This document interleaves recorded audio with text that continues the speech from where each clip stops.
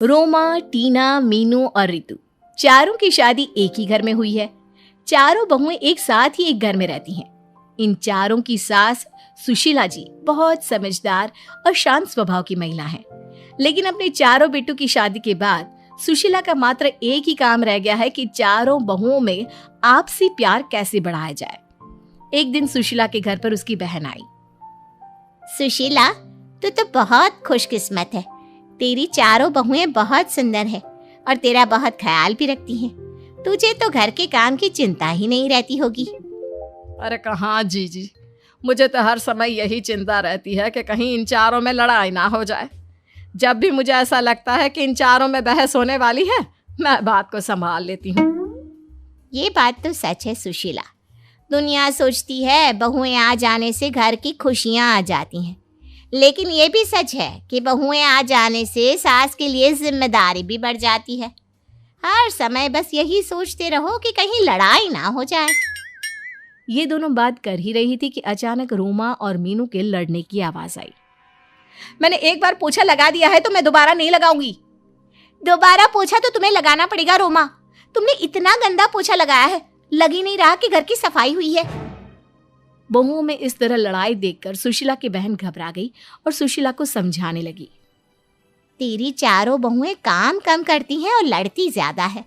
सुशीला, तुझे इनकी लड़ाई बंद करने का कोई ना कोई रास्ता तो निकालना ही होगा। ये कहकर सुशीला की बहन वहां से चली गई। अब सुशीला दिन रात यही सोचती रहती कि इन बहुओं का आपस में प्यार कैसे बढ़ाया जाए। इसलिए सुशीला ने अपनी सारी बहुओं को इकट्ठा किया और कहा, तुम चारों सारा दिन आपस में लड़ती रहती हो। इससे ना तो घर चल सकता है और ना जिंदगी। इसलिए आज तुम सब मुझे यह बता दो कि तुम चाहती क्या हो। माँ जी, आप हम सबको अलग अलग घर दे दो। मेरे पास इतना पैसा नहीं है कि मैं तुम चारों को अलग अलग घर बना कर दूं। माँ जी, ये घर भी तो बहुत बड़ा है। आप इस पर 4 मंजिल बनवा दो और हम चारों को दे दो। मैंने अपने चारों बेटों को बहुत प्यार से पाला है, इसलिए मैं नहीं चाहती कि तुम लोगों की वजह से मेरा घर टूट जाए। मेरे चारों बेटे अलग अलग रहे और मेरा क्या, मैं तुम चारों में से किसके पास रहूंगी। सुशीला की ये बात सुनकर चारों बहुएं चुप हो गई। चारों में से कोई भी सुशीला को अपने साथ नहीं रखना चाहती थी। सुशीला ने अपनी बहुओं को एक टक देखा और कहा, अच्छा, तुम चारों को मैंने अपने बेटे भी दे दिए, अपना घर भी दे दूं, लेकिन तुम में से कोई भी मुझे अपने साथ नहीं रखना चाहती। ये कहते हुए सुशीला की आंखें भर आई और उसने चारों बहुओं के काम बांट दिए और उन्हें सख्त हिदायत दी कि अब कोई भी आपस में नहीं लड़ेगा। लेकिन उसकी बहुएं कहाँ मानने वाली थी। अब चारों बहुओं ने अपनी एक एक टीम बना ली। एक टीम में रोमा और मीनू थी और दूसरी टीम में रितु और टीना थी।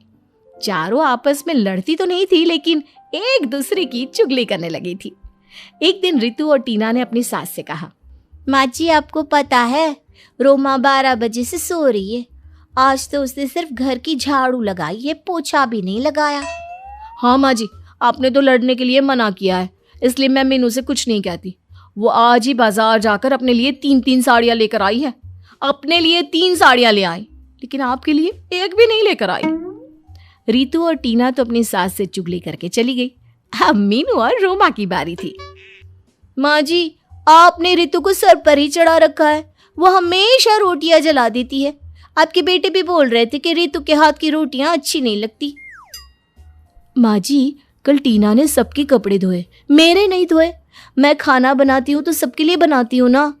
मैं किसी दिन उसके लिए खाना ना बनाऊं तो उसे कैसा लगेगा। सुशीला अपनी चारों बहुओं की बातें सुनती और सर पकड़कर बैठ जाती। इसी तरह दिन बीत रहे थे। जब बहुओं को लगा कि हमारी सास तो हमें घर बनाकर नहीं देगी, तो चारों बहुओं ने अपने अपने पतियों को भड़काना शुरू कर दिया। जैसे ही उनके पति काम से आते, वैसे ही चारों बहुएं चुगली करने में लग जाती। एक दिन जब उनके पति घर आए तो, सुनो जी, मैं इस घर में नहीं रह सकती। मैं सारा दिन घर का काम करती हूँ और फिर भी आपकी माँ और आपकी भाभीयों के ताने सुनती हूँ। मैं भी रोज रोज की लड़ाइयों से दुखी हो गया हूँ। आज तो फैसला हो ही जाए। उधर मीनू भी अपने पति से कहती है, सुनिए जी, हम कब तक आपके घर वालों के साथ पीसते रहेंगे। बच्चे बड़े हो रहे हैं, उनके भी भविष्य के बारे में सोचना है। आप तो सारे घर का खर्चा चलाते हो और मैं घर के काम में लगी रहती हूँ। माँ जी से बोलिए ना, इस घर को तुड़वा कर फ्लैट बना दे, हम आराम से रहेंगे। तुम ठीक कह रही हो, आज माँ से इस बारे में बात कर ही लेता हूँ, आखिर हमारी भी तो कोई पर्सनल लाइफ है। सुशीला के बेटे उससे बात करने के लिए आए और पीछे पीछे बहुएं भी आ गई। माँ कहाँ हो आप? बाहर आओ तो। सुशीला कमरे से बाहर आती है। माँ, आप इस घर को तुड़वा कर फ्लैट बनवा दो ना, हम सब साथ में नहीं रह सकते। हाँ माँ, हम सबको एक एक रूम मिला हुआ है, हमारे बच्चे बड़े हो रहे हैं, उनको भी अपना रूम अलग से चाहिए ना। और आपकी बहुओं में 24 घंटे जो लड़ाई होती रहती है वो भी नहीं होगी। अलग अलग रहने से आपको भी शांति मिलेगी और हमें भी।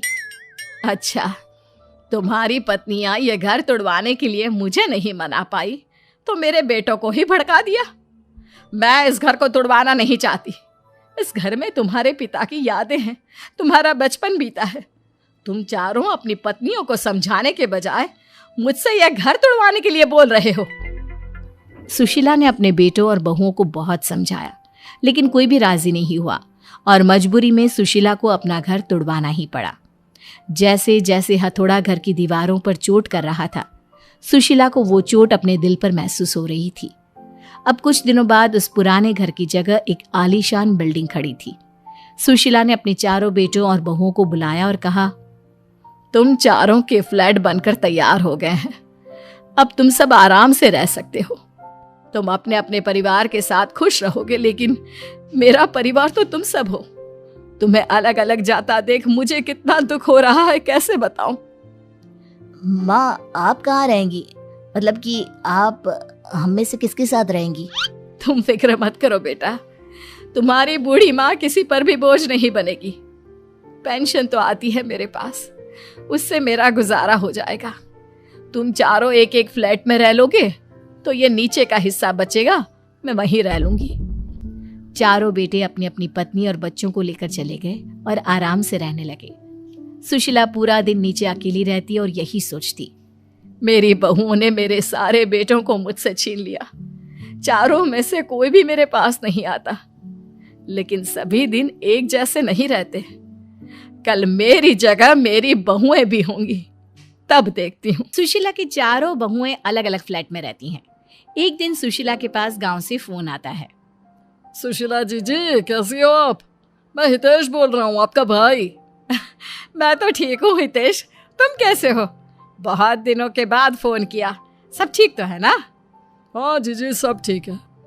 मैं कल तुम्हारे पास आ रहा हूँ, वहाँ मुझे काम था, इसलिए मैंने सोचा इसी बहाने अपने भांजों से भी मिल लूंगा। फोन कट जाता है और सुशीला दुविधा में पड़ जाती है। वो सोचने लगती है, बच्चे तो मेरे साथ नहीं रहते, अगर भाई को पता चल गया कि मैं अकेली रहती हूँ तो वो बहुत दुखी होगा। खैर, अब जो होगा देखा जाएगा, आने दो भाई को।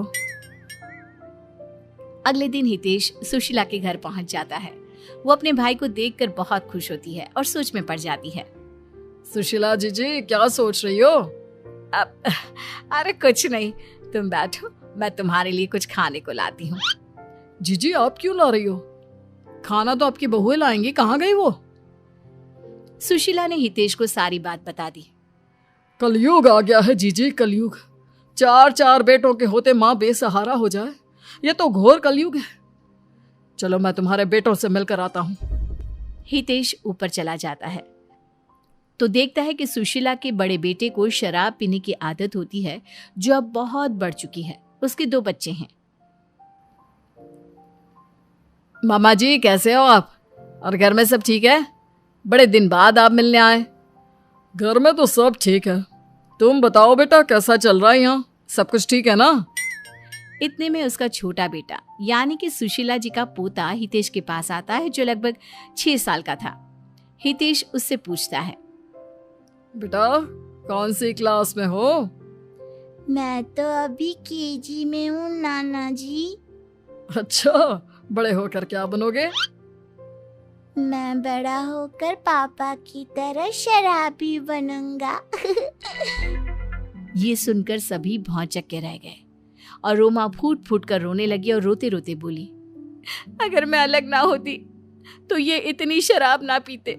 माँ के साथ रहते थे तो इनको माँ जी की थोड़ी शर्म तो होती, अब बच्चे भी वही सीख रहे हैं जो ये सिखा रहे हैं। थोड़ी देर बाद हितेश दूसरी मंजिल पर दूसरे भांजी के पास जाता है तो वहां की हालत कुछ अजीब ही थी। जैसे चारों तरफ सामान बिखरा हुआ था, कोई साफ सफाई नहीं थी। टीना सारा दिन सोती रहती या टीवी देखती रहती। हितेश से घर की हालत देखी नहीं गई और उसने बातों बातों में ही पूछ लिया, बेटा घर बदल रहे हो क्या? सब सामान बिखरा हुआ है। मामा जी की बात सुनकर टीना झट से बोली, मामा जी, पहले हम सब माँ के साथ रहते थे ना, तो सारी बहुओं को एक ही काम करना पड़ता था तो काम जल्दी से हो जाता था। अब सारा काम मुझे ही करना पड़ता है तो समझ में नहीं आता कहाँ से शुरू करूँ, कहाँ पर खत्म करूँ। अरे तो बेटा एक काम वाली को रख लेते। इनकी इतनी तनख्वाह कहाँ की नौकरानी रख सके। मामा जी, हम अलग फ्लैट में ना रहते ना तो इतनी परेशानी ना होती, वहाँ सब मिलजुल कर काम कर लेते थे। ये कहते ही टीना की आंखों से आंसू बहने लगते हैं। हितेश वहां से भी चला जाता है और तीसरे बेटे के घर यानी कि तीसरी मंजिल पर पहुंचता है। वहां हितेश का तीसरा नंबर का भांजा और उसकी पत्नी मीनू आर्थिक तंगी से गुजर रहे थे। बेटा कैसा चल रहा है? तुम्हारी माँ ने बताया तुम सब अलग अलग रहते हो तो मैं आ गया तुमसे मिलने। सब ठीक है मामा जी, आप बताओ आप कैसे हो? मीनू, मामा जी आए हैं, कुछ खाने को लेकर आओ। इतना सुनते ही मीनू रसोई के डब्बों में देखने लगती है। वो एकदम खाली होते हैं और वो वहीं बैठकर सर पकड़कर रोने लगती है। रोने की आवाज सुन हितेश और मीनू का पति अंदर आते हैं। अरे क्या हुआ बेटा, रो क्यों रही हो? क्या बताऊं मामा जी, मैं अपनी किस्मत पर रो रही हूँ। अगर मैं भाभीयों की बातों में आकर घर से अलग ना होती ना तो आज ये दिन देखना ना पड़ता। घर में खाने के लिए कुछ नहीं है और काम का भी पता नहीं मिलेगा या नहीं। मेरी सास हमेशा हमारा ख्याल रखती थी और आज ये दिन सिर्फ मेरी वजह से देखने को मिल रहा है। मीनू अपने किए पर बहुत पछताती है। अब हितेश चौथी मंजिल पर चढ़ता है तो वहां ताला लगा देखता है। वो अपने भांजे को फोन करता है तो पता चलता है कि उसका एक्सीडेंट हो गया है। वो और उसकी पत्नी रितु अस्पताल में है। हितेश भी अस्पताल पहुंचता है। अरे बेटा तुम ठीक तो हो? कैसे हुआ तुम्हारा एक्सीडेंट? हितेश के चौथे भांजे ने सारी बात बताई। इतने में रितु भी आ जाती है। मामा जी नमस्कार, अच्छा हुआ आप आ गए। मैं तो यहाँ के लिए बहुत परेशान हो गई थी, कभी दवाई का पर्चा कभी डॉक्टर के चक्कर। तो तुम दोनों ने सुशीला जीजी को खबर क्यों नहीं दी? किस मुंह से फोन करती मैं माँ जी को, उनका दिल भी बहुत दुखाया है हमने। आज बहुत पछता रही हूँ जो उनसे अलग रहने के लिए सोचा। अगर हम सब साथ रह रहे होते तो आज मुझे इतनी परेशानी का सामना नहीं करना पड़ता।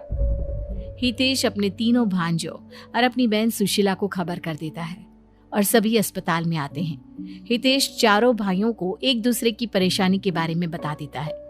चारों भाई एक दूसरे के गले लगते हैं और एक दूसरे से माफी मांगते हैं। चारों बहुएं भी सुशीला के पैर छूकर अपनी सास से माफी मांगती है। अब पूरा परिवार दोबारा एक हो गया और सब मिलजुल कर रहने लगे। अगर एक भाई पर कोई परेशानी आती तो सारे भाई मिलजुल कर उसका सामना करते। एक दिन सुशीला ने अपने बेटों और बहुओं को बुलाया। देखो तुम सब एक साथ रहते हो तो कितने खुश रहते हो, कोई मुसीबत तुम्हें छू भी नहीं सकती। इसीलिए तो कहते हैं मुश्किल वक्त भी टल जाता है जब अपनों का साथ मिल जाता है।